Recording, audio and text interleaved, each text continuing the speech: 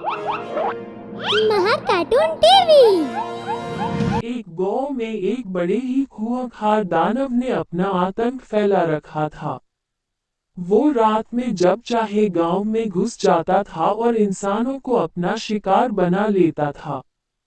उसकी इस खौफनाक हरकत से गांव का हर इंसान बहुत डरता था। इसलिए उसके आतंक से छुटकारा पाने के लिए सारे गांव वाले इकट्ठे हुए। काफी देर तक बातचीत करने के बाद भी गांव वालों के पास कोई समाधान नहीं निकलता। उस विशाल दानव से लड़ने के लिए कोई भी सामने नहीं आ रहा था।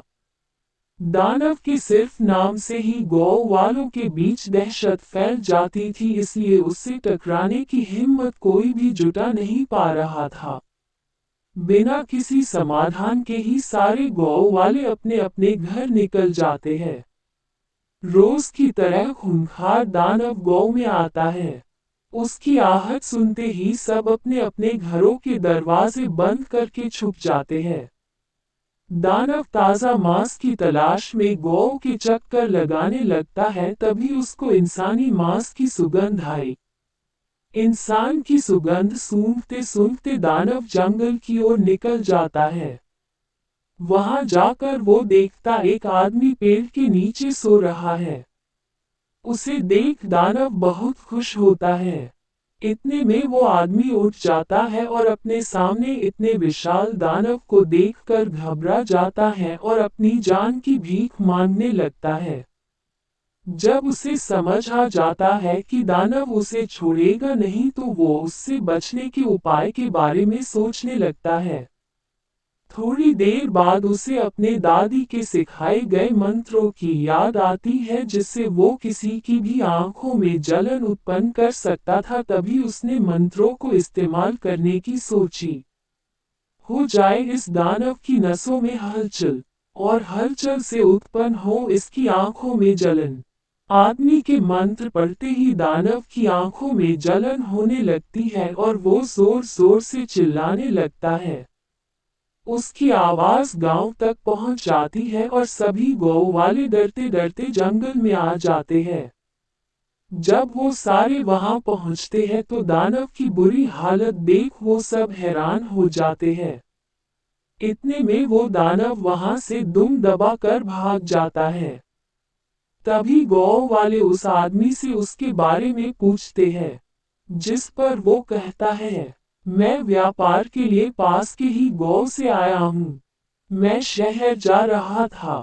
रात बहुत हो गई थी तो मैंने सोचा कि मैं यहाँ थोड़ा आराम कर लूँ, लेकिन ये खूंखार दानव यहाँ आ गया।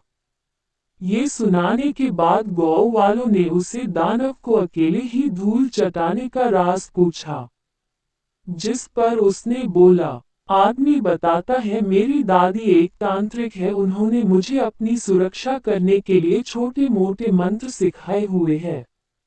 उसकी की बदौलत आज मैं जिंदा हूँ। ये सब सुन गांव वालों ने उस आदमी से उनकी मदद करने की, जिस पर उस आदमी ने उन सब की मदद के लिए अपनी दादी को बुलाने का वादा किया। आदमी की बात सुनकर सभी गांव वाले बहुत ही खुश हुए।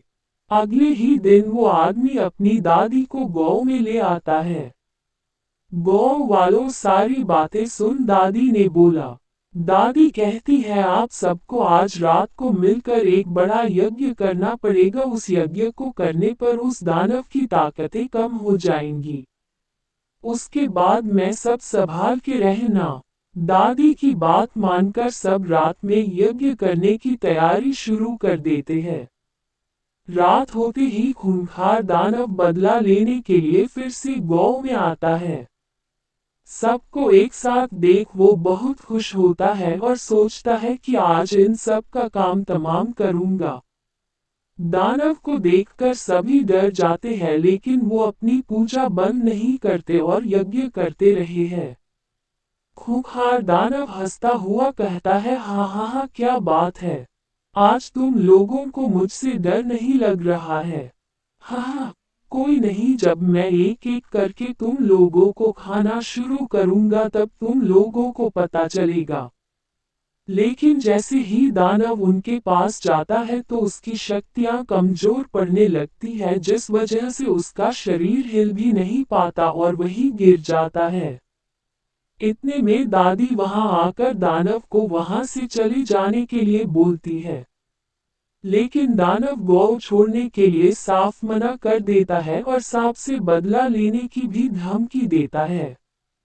जिस पर दादी उसे बोलती है, मुझे पता है तेरी जान तेरी नाभि में है, अगर मैं वहां वार करूं तो तू अभी का अभी भगवान को प्यारा हो जाएगा।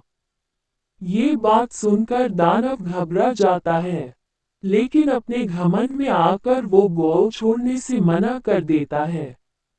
ये देखकर दादी को बहुत ही गुस्सा आता है और वो दानव की नाभि पर अपने जादुई डंडे से वार कर देती है और दानव वहीं मर जाता है। ऐसे दानव अपने घमंड में चूर होकर अपनी मौत को खुद ही आमंत्रित कर देता है। इस कहानी से ये सीखने को मिलती है कि साथ मिलकर अगर कोई काम किया जाए तो उसमें सफलता जरूर मिलती है। दानव को देख सभी डर जाते हैं, लेकिन वो अपनी पूजा बंद नहीं करते और यज्ञ करते रहते हैं। क्या बात है, आज तुम लोगों को मुझसे डर नहीं लग रहा है? कोई नहीं, जब मैं एक एक करके तुम लोगों को खाना शुरू करूंगा तब तुम लोगों को पता चलेगा। लेकिन जैसे ही दानव उनके पास आता है तो उसकी शक्तियां कमजोर पड़ने लगती हैं, जिसकी वजह से उसका शरीर हिल भी नहीं पाता और वो वहीं गिर जाता है।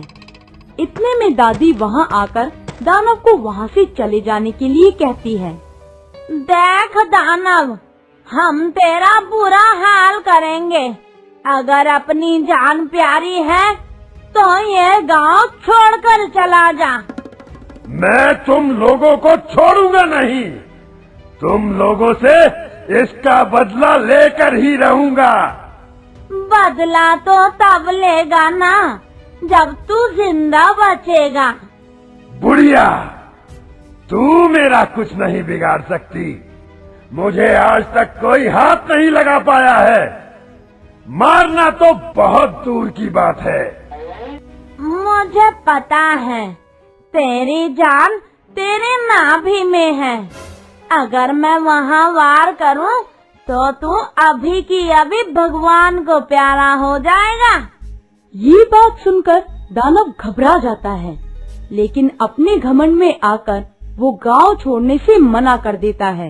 ये देखकर दादी को बहुत ही गुस्सा आता है और वो दानव की नाभि पर अपने जादुई डंडे से वार कर देती है। दानव वहीं मर जाता है और इस तरह दानव अपने घमंड में चूर होकर अपनी मौत को खुद ही आमंत्रित कर देता है। तो दोस्तों, इस कहानी से हमें ये शिक्षा मिलती है कि साथ मिलकर अगर कोई काम किया जाए तो उसमें सफलता जरूर मिलती है।